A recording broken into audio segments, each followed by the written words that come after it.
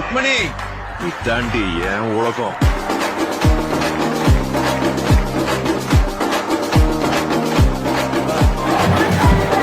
எத்தனை சாமி வந்ததையா, இது எந்தெந்த சாமி தந்ததையா, எத்தனை பாட்ட சொன்னதையா, அதை சுத்துற பூமி கண்டதையா, அடிச்சு வீசும் காத்துலையும் அந்த தகப்பனாச சுத்துதையா, பிடிச்சு பூக்கும் வேதையிலும் ஒரு வம்சத்து கதையே உள்ளதையா,